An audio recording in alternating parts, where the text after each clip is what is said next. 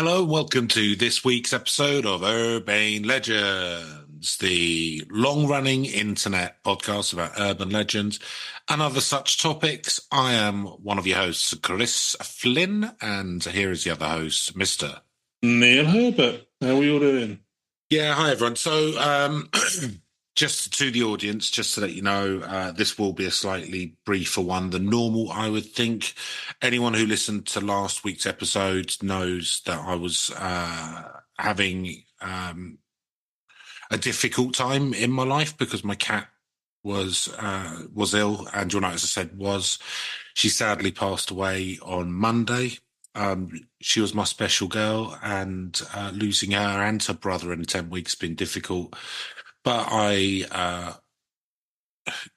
glad they had a nice life, and and how she went would be how she would have chosen to. So that's why. So yeah, there's the reality behind These are special the apps. mask. They're not normal apps, so they'll be shorter. They'll be what they'll be. It'll be back to normal next week. But yeah, just to get something out to you. It's Wednesday now, so it's only kind of been a day and a half for me. So I haven't got over it yet, I guess would be the right thing. What with me being a beta cuck soy boy, I'm still very upset. Andrew Tate just no.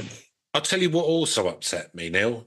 It was Tales from the Frozen North, which involved screaming tunnels, Wendigos, and whizbit fucking things. I wonder if there's anything like that we could maybe ram a couple more of those down your throat, sir. I wouldn't. Room for a couple more. Don't mind if I do. Beautiful. So we're going to go. So this is part 2 of our look at 5 of Canada's most laboured myths. Stuff hosers believe in. Part 2. Is that what hosers believe in? Hosers, isn't it? Hosiers. We can't even pronounce the insult. It's not very effective. Hosier, because they all underneath all of the... Well, like with the Monty Python. I don't even know what it means, truth be told. Well, it's from the Monty Python lumberjack sketch, isn't it? Ah, okay. Is that what it is? Yeah. Probably. Because he's a lumberjack and he goes on about liking to wear suspenders and a bra and stuff, which are a type of hosiery. So presumably that's where it comes from. That's where it comes from. It's entirely possible. It's unlikely. Yeah, it's not the case. But anyway, we'll offend our lovely Canadian listeners. I don't think we have that many of them anyway. So, but anyway. They come and go. But do you know what? But that's because they're very wistful people now. Exactly. Yeah. Why would I listen to this? Mercurial. Why would I listen to this podcast when I could go out and bobsleigh? Haunt the wild north. Yeah. Yeah, exactly. Sorry, I had to go and have some Revenant's style adventure for 18 months, sleeping in a bear and all sorts. Keep myself alive. Talking of which, let's crack on with the chilling tale of Coughlin's coffin. What? The chilling tale of Coughlin's coffin. Coughlin's coffin. Coughlin, who's John Coughlin. John Coughlin, yeah. And his coffin. And his coffin, yeah. As in the thing he's buried. Or buried. Okay. Well, I assume so. That's the title, Chris. Well, I can't see how it's spelled because it could be coughing. No. I mean, this could in a post-COVID world, that would be chilling as well. And this could be yet another situation where you're trying to sell me another one of your snake oils. Right. No, coffins, Volcra. No, actually, that's me trying to use a fancy word. All right, let's see what it says. Let's just get into it. Let's see what it says. Let's just see what it says. And if we think of anything that isn't written down, then we say it. Yeah. And then that's pretty much how the podcast works, isn't it? I mean, it might be that his coffin led him to his coffin. Yeah, he could have had consumption. Yeah. Should have got some of that old father Neil's cough medicine, which you're constantly selling out, swigging it down selling out the back of that Ford Transit down. It's good for me. It's good for you. Down the market. It's filled with tonic. Don't even worry about it. Some kind of tonics. Oh, certainly fill your Vim meter up. Don't worry about it. You'll be full of Vim and vigour. Right. Among other things. Spunk. Yeah. Good. Yeah, literally. Don't give away the ingredients, Chris. Oh, shit. It's good source of DNA, that. It's one of your 5 sources of DNA a day. Right. Anyway, That's what they say, isn't it? We'll get onto that on a future It's the podcast. same. Look, fruit has DNA. Yeah. Jizz has DNA. Yeah, no, it's I'll tell you. I'll tell you what. two facts. Very good for hydrating the skin, DNA. One of them's a lot easier to get and costs a lot less. Yeah. God, price of fruit these days. Oh. It grows on a fucking tree, you cunt. You don't have to do anything. How are you charging me so much? Outrageous. I'm going for the fruit pickers now that I've upset with the fishermen because I had to go at them. So I'm going for no, sorry, not the fruit pickers, agro business. Yeah. And it is an agro business, isn't it? When you look at kind of what happened in Guatemala and stuff. Yeah. I mean, yeah, Banana Republic. Okay, so if you've ever immersed yourself in a collection of regional ghost stories, not much, you may have come across tales in which the spirits of the dead appear to have reached out from the great beyond, exerting some influence on our mortal plane for the purpose of ensuring the proper treatment of their earthly remains. Nice, yeah. Just putting a thumb on the scales. There's a little literary, just a little bit, yeah. Not enough, not enough so to take away the mystery, but just enough to make sure, my my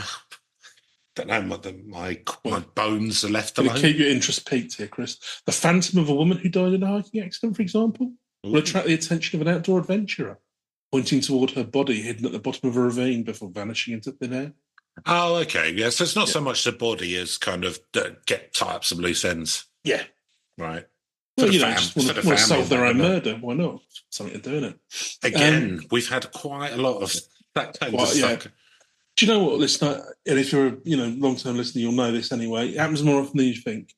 Yeah, this is about the 4th one where a ghost has had some involvement in the solving of its own murder. Well, I suppose you're motivated to do so. The spirit of a murder victim buried in the masonry of some historic manor will make scratching noises from the hollow in which his bones are entombed. No, that's just priests, though, isn't it? In priest holes. One tale from northern Canada tells Northern the ghost. Canada, shit. Yeah. Oh, we're wed to the Badlands now. Northern Canada. You thought Toronto was a bit naughty. Northern Canada's the North Pole.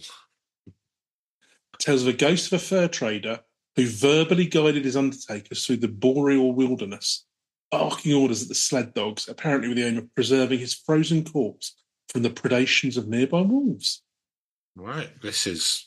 And that's not even the tale that we're going to tell, apparently. Really? Because I was going to say... These are just examples of things that we could be... Oh, okay, good. So, okay, because I was going to say, that's a big claim. I'm interested to see how this is going to be backed up. Yeah, and the preserved cadaver of one of the victims of the SS Kamloops, a freighter which sank in Lake Superior in 1927. Don't have to tell me, Neil. I lost my family fortune in that. Yeah, said to approach divers who visit his watery grave, or to visit his watery grave. Put all my money in pelts, didn't I? Oh. Fucking ship sank. Insurance wouldn't pay out. It was a sure thing.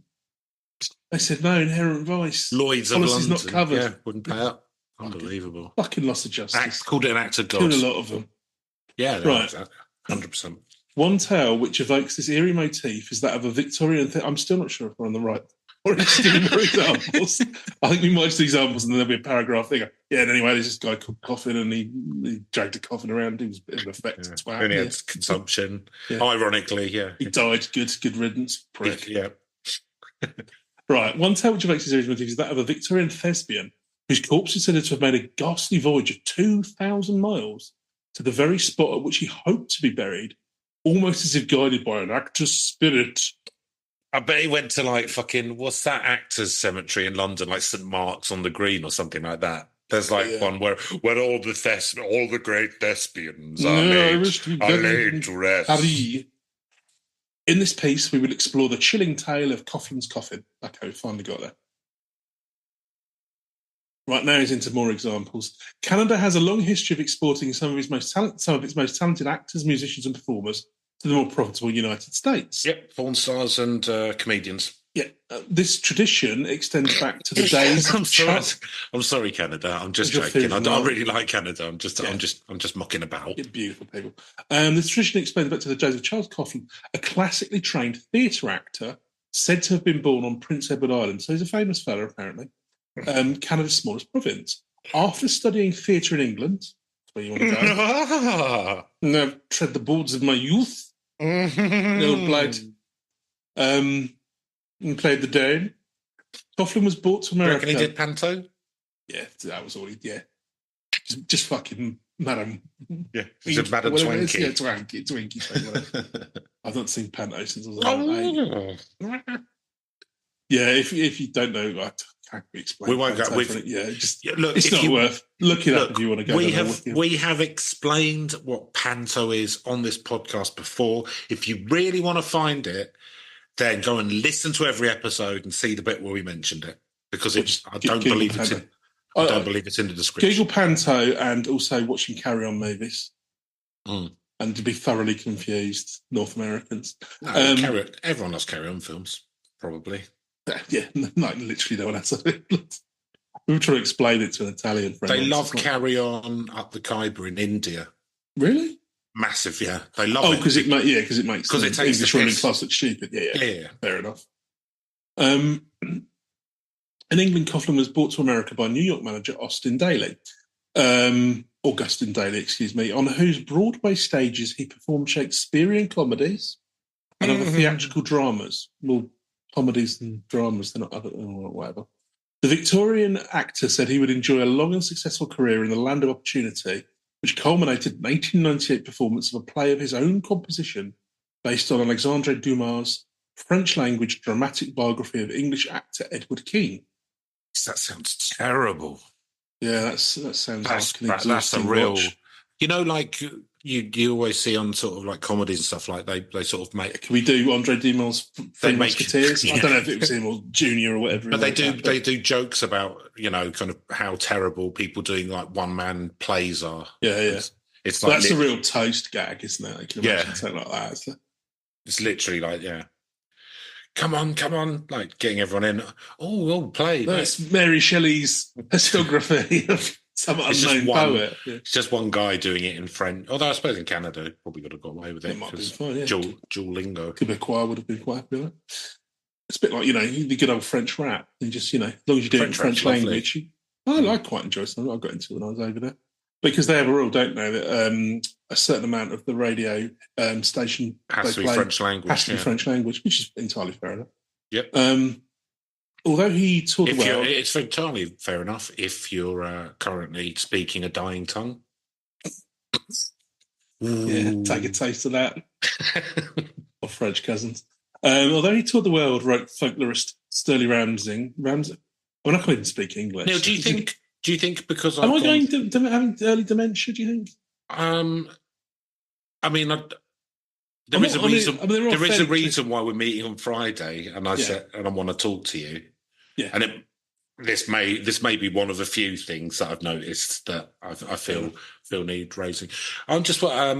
I think I'm being particularly spiky today. I think maybe because I'm angry at the universe. So sorry, France. It's a beautiful language, and it will never die as long as you keep a hand in with your ex territories in Africa.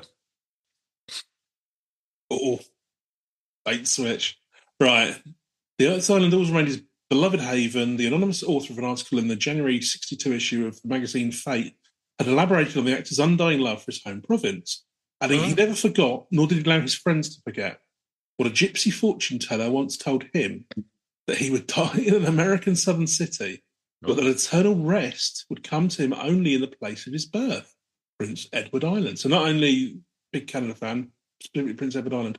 This last detail is borne out by a line from his fellow thespian, Lily Langtry, she's quite famous, in her 1925 autobiography, The Days I Knew, which identifies the gypsy as a crystal gazer who made a prediction while Coughlin was a young man.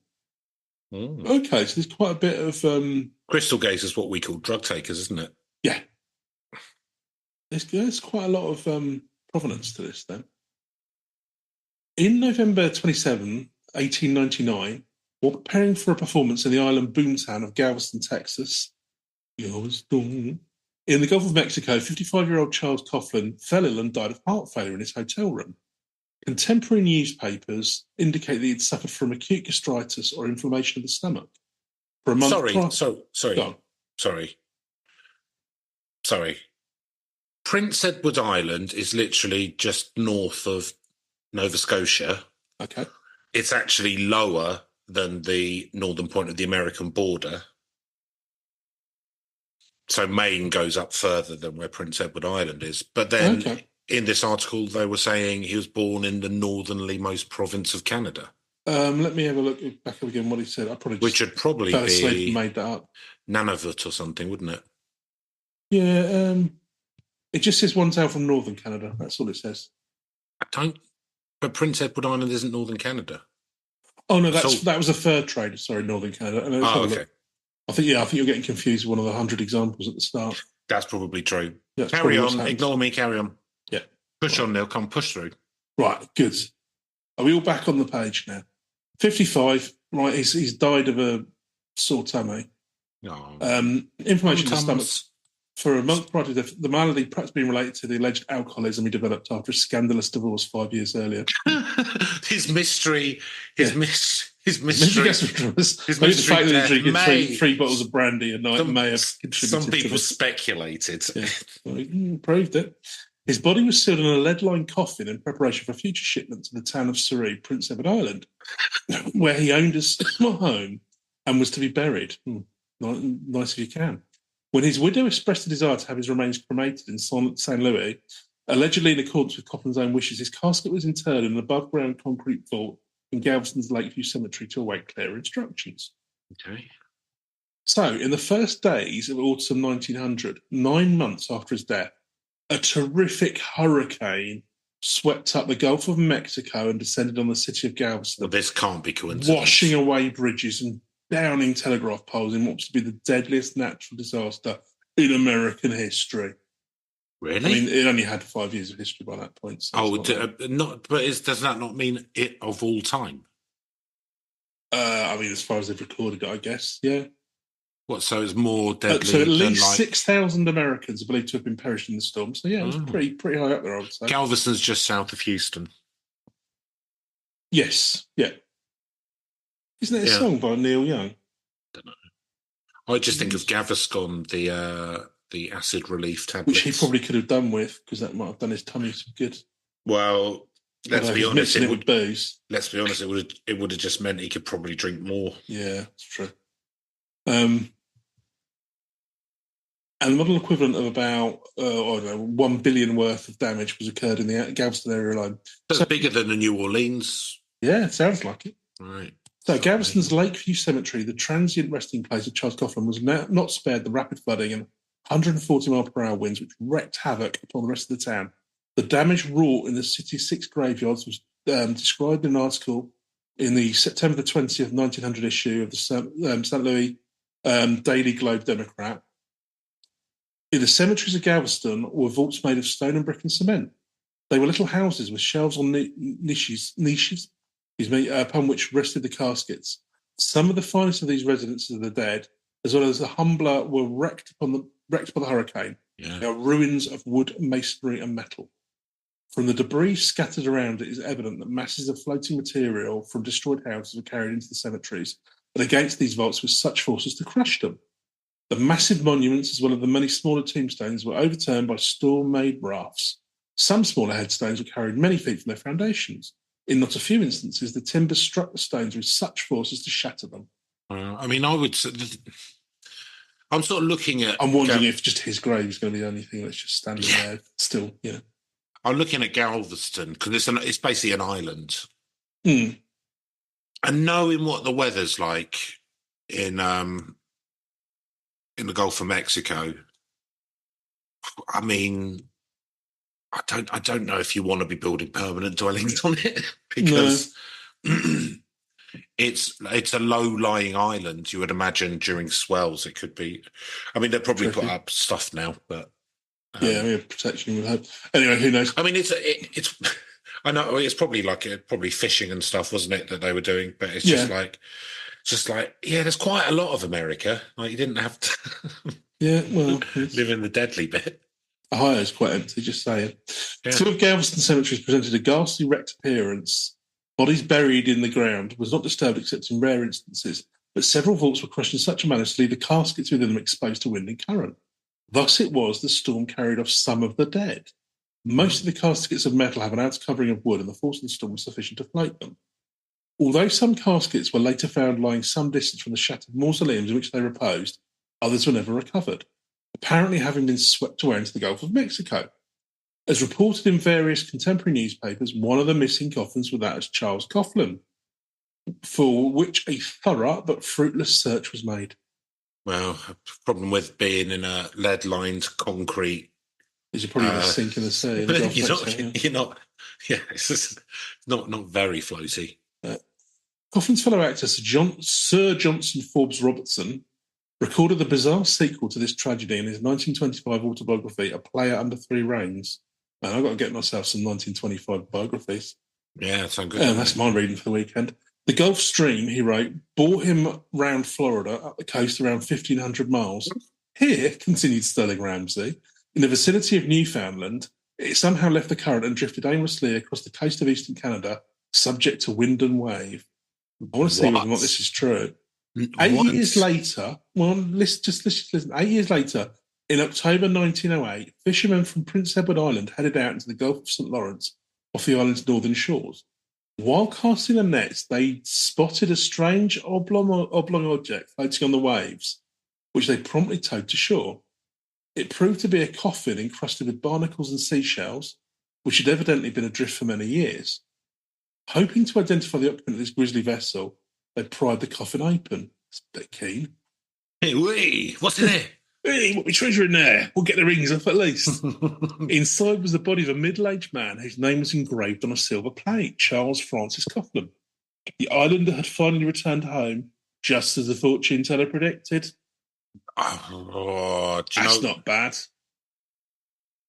That's a lot. I mean, the only thing is the fortune telling stuff is all after the fact. Well, so that's how I'm, I mean, still though. I mean, did he? That's not bad. Is any of this true though? Oh, probably not. No. This is going to be a Mary Celeste one, isn't that? It's bollocks. Because that is a long way for a coffin to be going, especially a lead-lined one. Mind you, we don't know. It could have been thin. Could be thin sheets of lead. Just enough to make a Faraday cage so people couldn't track him while he made his underwater escape. Rats can't chew through or anything like that. Well, let the rats have a chew. Or the worm. Well, no, because they might have just wanted him to preserve him until they decided what to do with him, or preserve it as well as they could. Anyway, Coffin's body was brought to the nearest village, which proved to be the very same village in which the actor had been born, and laid to rest in the churchyard, the very yard of the same church in which he'd been baptised. Somehow, across the trackless sea, concluded Sterling Ramsay, Charles had come home to stay. About 3,500 miles that coffin's gone. Yeah. I mean, it's a shame all the deaths had to happen to make that. But then never mind, one actor got home after he died, so that's good, isn't it? Having navigated its way round Florida and... Yeah, I don't even worry about it. And the Bahamas and all the Florida Keys and that. Yeah. Navigated round. Yeah. And currents, all the way up. All the way up. Time and tide. Don't worry about it. Never being... Fortunately, the East Coast of America, especially the Northeast Coast, known for doing no fishing at all, so no one else could have would have. So I mean, that makes it more realistic. I don't know. I mean, if that's true, that's fucking amazing. But well, hang on a minute, because we get to so the story goes. I think we're about to put a little dampener on things. Or so the story goes. In fact, why you got to tease me like this? This is fucking prick. You love it. The Ghastly Odyssey of Coffin's Coffin is an urban legend, first printed in Sir Johnson Forbes Robertson's 1925 autobiography and made famous by a 1927 cartoon drawn by Robert Ripley, founder of the Ripley's Believe It or Not. Probably not Believe It, Ripley, you fucking bullshitter. Franchise which first appeared... He's a showman, not a bullshitter. They're different. That's true. September 15th, 1927 issue of the New York Evening Post. Ripley's cartoon depicts a full-on casket washed up on the beach of some maritime cove. A handwritten caption reads, "The actor Charles Coughlin comes home. He died in 1897, actually 1899, and was buried in Galveston when a tragic flood came. His coffin washed out to sea of the Gulf Stream catamaran Florida around the coast of Prince Edward Island, 2,000 miles distant where he was born." Right, I'm going to rush through the facts because there's just a lot more here about very little. So he did own a summer home on the Fortune River, just west of Surrey. Prince Edward Island at the time of his death, but he was born in Paris, France, to parents of Irish and English extraction. Mm. So there you go. His lead-lined casket, which was indeed washed out to sea by the Galveston hurricane, was reportedly discovered in January 1907 in a lonely Texan marsh about 10 miles from the Lakeview Cemetery. And his body brought to New York by his family for cremation. Yeah, so he was a real person. I mean, okay, there's some fun, some stuff did happen with this. It's slightly less romantic, isn't it? Yeah. It must be mentioned that the more prosaic denouement to the drama of Charles Coughlin, which appeared in several newspapers... What's that down there in the marsh, boy? Was called to question. Hey, one of them policy ex-boys. One of them ex-boys. Get the coffin open. Get open now. Let's see what these boys got. Make that. It's called to question. What the hell are you doing in my swamp, boy? It's Amos Moses, the fishing for coffins. It was called to question in 1927 following the publication of Ripley's cartoon. After reading the cartoon in the New York Evening Post, his only daughter, actress Gertrude Coughlin Pitou of Bayside, Long Island, wrote the Post inquiring as the source of Ripley's extraordinary statement, stating if she thought there could be any truth to it, she would start a search on Prince Edward Island for her father's body. Her inquiry, of course, implies that either his body was not recovered in Texas and cremated in New York, or the actor's only daughter was unaware that such developments had taken place. Whatever the case, Robert Ripley wrote to her to inform her he had acquired his information from the biographies of Coughlin's good friends and fellow actors, Forbes Johnson and Lily Langtry. Sent a cablegram to him in London inquiring where he got information from. The actor who performed alongside him in a run of Romeo and Juliet held in London, England's Lyceum Theatre, a few years prior to his death, sent the following reply by radiogram. A cablegram to you, sir, and a radiogram back. I distinctly remember it was given to me by one in whom I had confidence. Indeed, I think two people told me this story. Yeah, he's a drinker. So I can't be quite sure. There's one thing which I know, Neil, from this story, and that is this swamp's mine from the tip of my nose to that horizon over there. Don't you be dumping your bodies here, boy. So there seems to be some confusion. So Forbes Robertson then suggested that Pitti contact Coughlin's old theatrical producer, George C. Tyler, who later confirmed that he too heard the story of Coughlin's coffin washing up in Prince Edward Island by Fortune Bridge, not far from his former property, adding, "It has been told to me by several persons in whom I have confidence.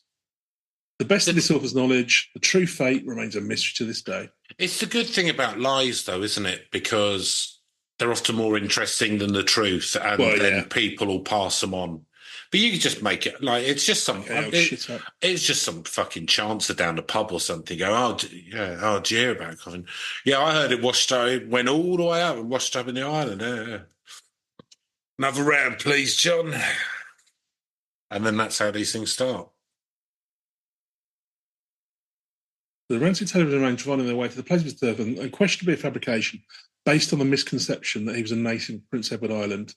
Nevertheless, his daughter's ignorance of the alleged recovery of his father's corpse and its subsequent cremation in New York City is strong evidence that such events also never took place, hinting the actor's casket may indeed have washed up on the shores of Prince Edward Island, as some of his closest friends seem to have believed.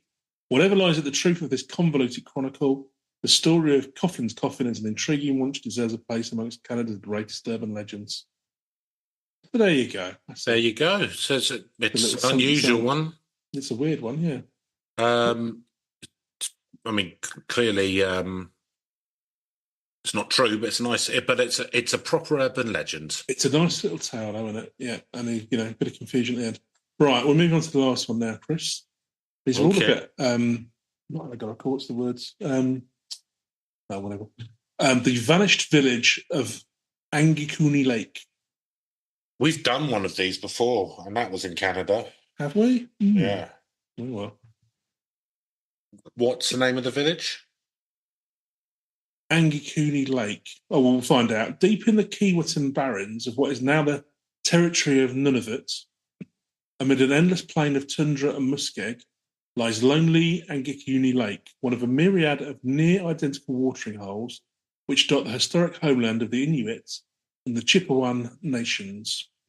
Although this nondescript body of water, with its resident populations of caribou, black flies and tundra wolves, bears no... Delicious. Oh, black flies. Right, lovely.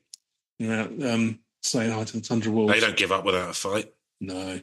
There's no outward characteristic which may distinguish it from its cousins. It happens to lie near the junction of two ancient trade routes which connect Hudson's Bay with the Arctic Ocean and serves as the setting, of one of Canada's spookiest urban legends. Ooh, got one for a spooky one. Alleged. On November 25th, 1930, a disturbing article appeared in the Muncie Evening Press, a newspaper based out of the city of Muncie, Indiana. I think we've done this. Well, whatevs. We're just going to do it again. Might as well, yeah. Sorry, guys. I've already explained all this. Yeah. In a front page piece, three photos. Journalist Emmett E. Kelleher, a reporter of the Newspaper Enterprise Association, based at the northern frontier city of La Paz, Manitoba, described the mysterious disappearance of an Inuit village on the shores of northerly Angakuni Lake. If we have done it before, it's not something familiar to me. You can compare it with the last one. Yeah, see if it's any better. Neil, I imagine the listeners are probably the same as you, as in they don't really take in the information that we are given the constant podcast. Tabula rasa every episode. I think you're probably all right. I mean, no one's noticed a hybrid animal human thing. I've never come across this before. Well, no one's noticed yet that actually every single described cryptids. Wow, this is fresh. Every single series actually has the 25 same legends in, but we just changed the name. Yeah. Come on then, let's hear about the Wolf Boy of the Magna Carta. It's a fascinating tale. Far up in the heart of one of the most lonely places on Earth, Kelleher began in the Angakuni country. A whole tribe of Eskimos has vanished. Somewhere, somehow, the endless desolation of Canada's northern barrenlands has swallowed up more than 25 men, women, and children. This is ringing more of a bell now. It is one of the most puzzling mysteries that's ever come down out of the Arctic. The news of it has just reached the powers on the fringe of civilization. Kelleher went on to explain how a white man named Joe LaBelle, whom he described as a roving trapper of the barren lands, played by Johnny Depp in the movie. Wouldn't last 2 minutes in the snow, that guy. He wouldn't. Came across the tribe's abandoned camp while crossing Angakuni. Why are you bringing a Les Paul into the snow? Why Les Paul? Why you've got Les Paul? And you've got like a packet of cigarettes tucked in the arm of your t-shirt, and you've got a bottle and you've got Jack Daniels in the other hand. That's all you've brought. Yeah.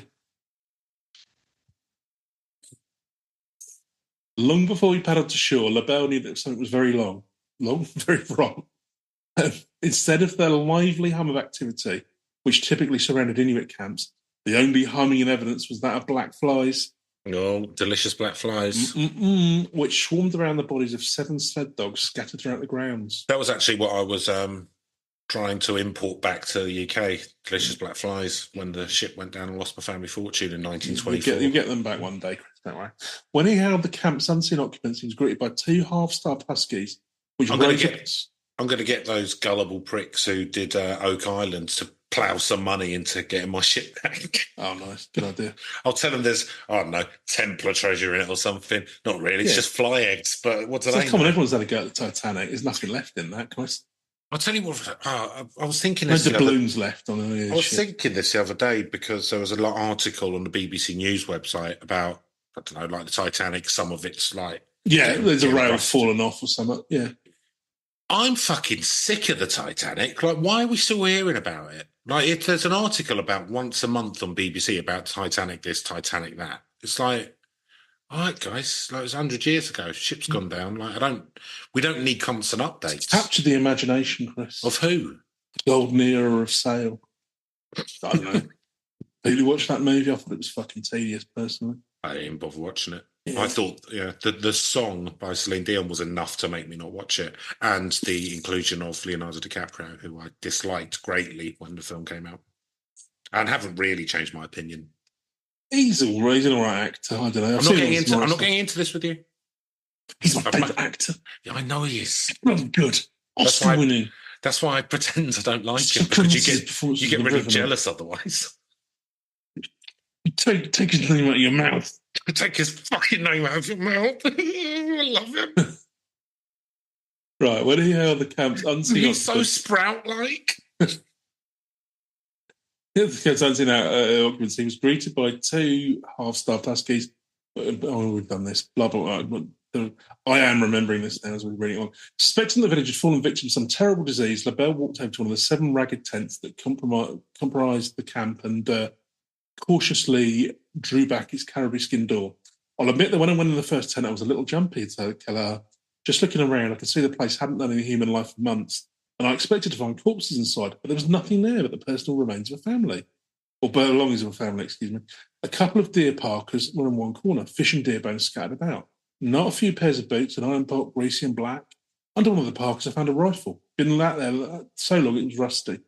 The whole thing looked as if it had just been left that way, but people expected to come back, but they hadn't come back. The trapper examined another tent, which had been torn to ribbon by the winds. Inside, he found 3 fox skins and a rusty rifle. Those 2 rifles seem strange, he said. The last thing an Eskimo ever parts with is his rifle. And keep you alive out there, I suppose. Try as he might, LaBelle was unable to find a clue as to the fate of the vanished Inuit. There were no signs of trouble or violence. The only thing of interest he noted was an empty stone cairn by the lake shore, which he tentatively identified as a desecrated Inuit grave. LaBelle told Kelleher that the whole scene brought to mind the Torn Rack, an evil spirit of Inuit legend, sometimes depicted as an ugly man with tusks, whose predations the natives attempted to ward off with charms. The demon is likely an inland iteration of a deity which the Greenlandic Inuit called Torngarsuk, or Tungarsuk, which some anthropologists have equated with the devil.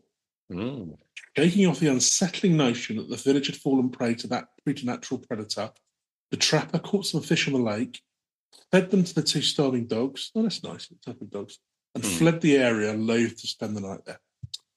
Joe LaBelle admits that stumbling upon the abandoned village gave him the creeps, Keller concluded. A man don't get the creeps readily when he spends months at a time trudging by his lane across the barren lands. Well, there's never a house or human being to break the white-rimmed silence, but Joe LaBelle got creepy just the same. Yeah, I mean, but what I would say is what you've just described there would lead me to believe that a man might have cracked in the nut. Yeah, might have murdered himself. A camp full of Eskimos. Yeah, I mean that. It sounds nice for like a weekend or something, but I don't know if you want to be doing it for months. Well, it's making the living, isn't it? Following his disturbing discovery, travelling throughout the surrounding tundra, visiting several Inuit camps along the way, none of the natives he met had had to shed any light on the fate of their missing kinsmen, supposing as he had that they'd probably been taken by the Torn Rack. Certain that the villagers had met some untimely end, he proceeded to La Paz, where he reported his discovery to the Royal Canadian Mounted Police. Uh-oh. Right. There we go. It's going to get solved now. The boys are on the case. Hands off your cocks and on with your socks. Yes. Don't worry about it. We're ready to go. Lock and load. With local this is DEFCON 1. Yeah. The Mounties launched a search for the missing Inuit, but were unable to find any sign of them. The only potential clues they managed to unearth came in the form of a 10-year-old. And we know there would be that these would literally, because of who the Mounties are, this will be the only thing that could be found. Yeah. With current science. Yeah. Oh, with science 50 years hence. Well, they are 50 years hence, yeah. But their current science, which for us is obviously, 50 to 100 years hence. Yeah. Of mysterious origins, he wandered into another Inuit camp, 150 north of the lake. An Inuit named Samuek, who was suspected to know something about the fate of the vanished villagers. While being treated for frostbite at Hunters Bay Company, Samuek was interrogated by an interpreter in the Mounties' employ, but he refused to talk about it, whilst licking his lips and making cannibal noises. Picking his teeth. Yeah. With strange meat out of his teeth. I'm talking about long pork. Mentioning Torn Rack mysteriously and refusing to answer any questions. In the 93 years that have preceded the publication of Kelleher's article, the story of the vanished village of Angakuni Lake has appeared in dozens of books, TV programs on the unexplained, often being presented as a true historical mystery. Indeed, many podcasts. Indeed, many of the stories. This podcast twice. Twice. So good, we did it twice. Emmett E. Kelleher was a real Northern journalist, despite subsequent disparagements of his work and character. Wrote serious articles in Northern Canadian news, covering, for example, the famous 1929 search for the McAlpine expedition, which I think we might have covered as well. A party of aerial prospectors became stranded in the middle of the northern tundra during a severe storm. Joe LaBelle was a real trapper who plied his trade in the wilderness of Flin Flon, Manitoba. Angakuni Lake is a real lake, which does have a mysterious stone cairn on its shore. This structure, incidentally, was rediscovered by Canadian wildlife biologist and author Farley Mowat in 1948, who described it in his 1961 book Ordeal by Ice, writing it was not of normal Eskimo construction and proposing it was either erected by Hudson's Bay Company explorer Samuel Hearne, who visited in 1770, or perhaps by Captain Francis Crozier, a member of the ill-fated Franklin expedition, who in 1848 vanished without a trace. There's nothing. The thing is, up there, there's nothing but European corpses as far as the eye can see. From there's literally like the amount of people who were like trying to find the Northern Passage and stuff. Like it's just. But wait for the bombshell, Chris. The story itself, according to the RCMP, is a fabrication. Oh. The Mountie's first public rebuttal to Keller's story is allegedly made less than 2 months after the article's first publishing in the month's Evening Press. According to the prolific Canadian paranormal writer John Robert Colombo in his 1988 book Mysterious Canada. One more question. Sergeant John Nelson of the RCMP, I love RCMP, La Paz Department, investigated the allegedly vanishing in the wake of the story circulation and submitted his report on January the 5th, 1931. 12 days later... Should we get...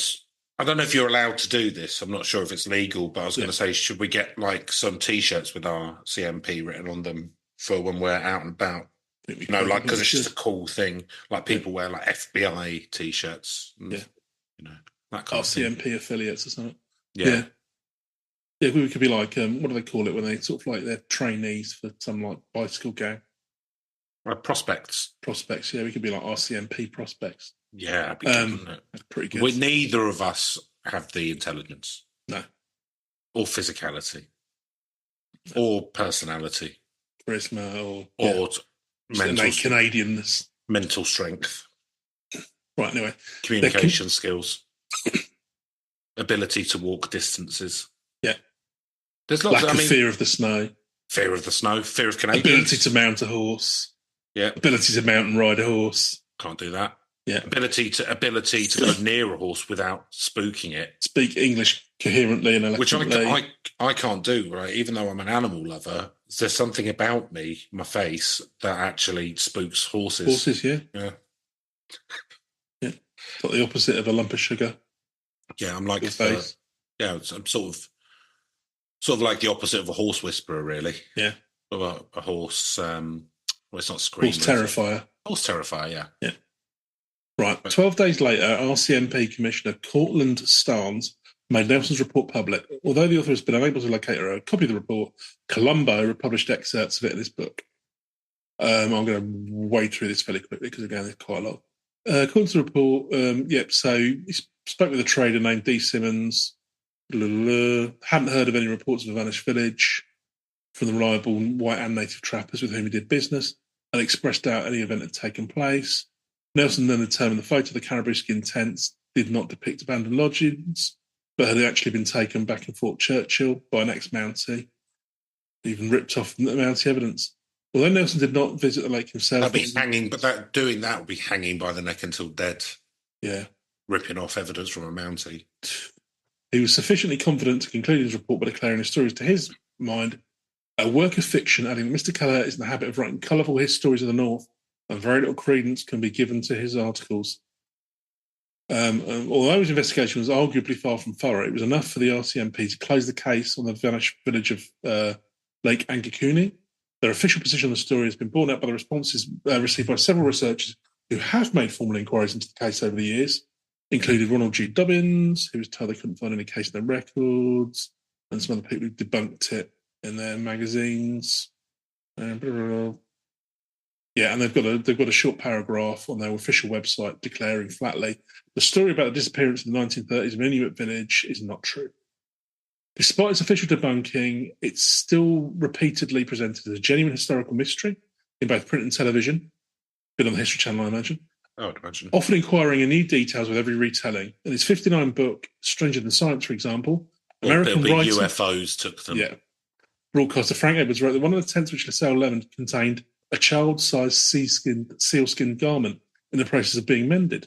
The ivory needle used to do the sewing was still embedded in the skin. Fucking Mary Celeste shit. Yeah, exactly.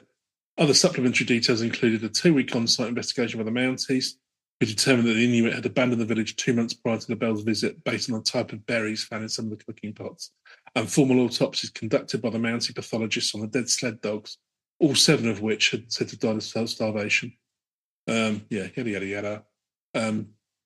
Subsequent retellings of the story were less conservative in the use of artistic license. In some of the many iterations of the tale that have since transformed Kelleher's article into an urban legend, his discovery coincided with the sighting of a mysterious bullet-shaped light heading in the direction of the village, the UFOs. And then pots filled with fish hanging over long dead fires, abandoned in the midst of cooking. So again, Mary Celeste. Probably just but if it was anything, it would have been the Kushakas, wouldn't it? Yeah, the were otters. Were otters. Or possibly some, So Neil, sea babies. I feel like that story's finished, and I found another thing about Canada to go on. Then I'll let you. There's not really much to.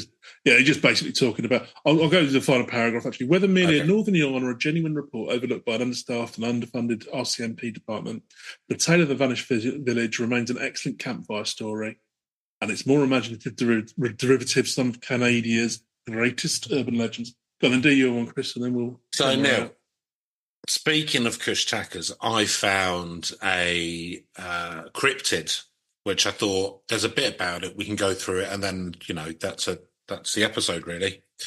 And its name is fairly hilarious. Right, got it. It is the Yukon Beaver Eater. Okay, I don't know what's funny about this. It's like eating beaver. So the Yukon Beaver Eater is a relatively unknown cryptid from the oral traditions of Canada's First Nation peoples. It's described as bigger than even the biggest grizzly bear. That's pretty big. And it got its name from its diet. Oh, okay. It's like going downtown. Yeah. and it's got its name. Love of oral sex. And it's got its name from the fact that it's a giving lover. Yeah. It caught beavers by flipping their lodges and seizing the exposed beavers.